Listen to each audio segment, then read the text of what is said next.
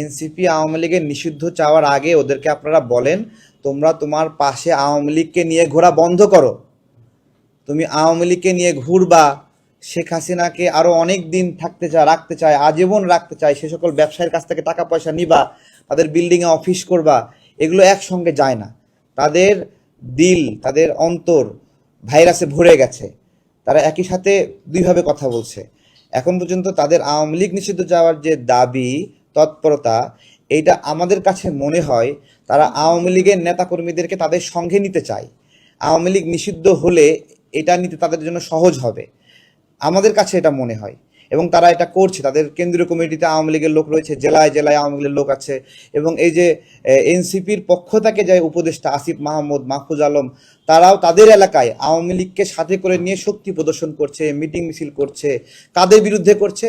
যারা কিনা 16 বছর 17 বছর রাজনীতিতে মজলুম ছিল, তাদের বিরুদ্ধে আওয়ামী লীগকে সাথে করে নিয়ে শক্তিমত্তা প্রদর্শন করছে, শক্তি প্রদর্শন করছে। এইটা আওয়ামী লীগ নিষিদ্ধ চাওয়া আর আওয়ামী লীগকে সাথে করে নিয়ে চলা পাশাপাশি হওয়াতে এইটা তাদের কথাটা এটা বিশ্বাসযোগ্য কথা না। পাশাপাশি আপনার হলো তারা যে ভাড়া করে লোক নিয়ে এসে আওয়ামী লীগ নিষিদ্ধের প্রোগ্রাম করছে, এইটাতে এই যারা আমরা আওয়ামী লীগ নিষিদ্ধ চাই, আমাদের মর্যাদা নষ্ট হয়। আওয়ামী লীগ নিষিদ্ধের যে কর্মসূচি, সেইখানে লক্ষ লক্ষ কোটি কোটি মানুষ আসবে স্বতঃস্ফূর্তভাবে।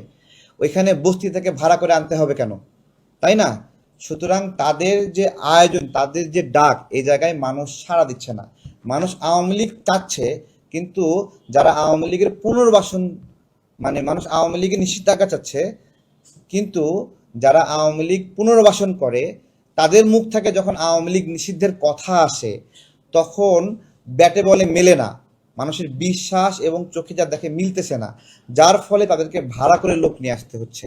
সত্যিকার অর্থে জনগণ, রাজনৈতিক দল সবাই মিলে ঐক্যবদ্ধ হওয়া দরকার, আওয়ামী লীগ নিষিদ্ধের আওয়াজ তোলা দরকার এবং সরকারকে এক খোঁচাই আজ থেকে আওয়ামী লীগ নিষিদ্ধ, এই কাজটি সাহসের সঙ্গে করা দরকার।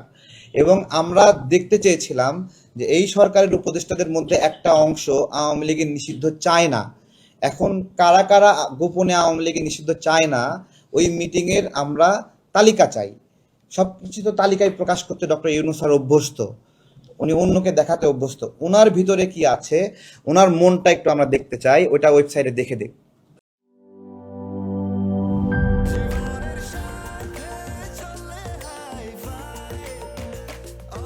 স্বাস্থ্যকর অল টাইম, সব সময়, অল টাইম হেলদি লাইফ।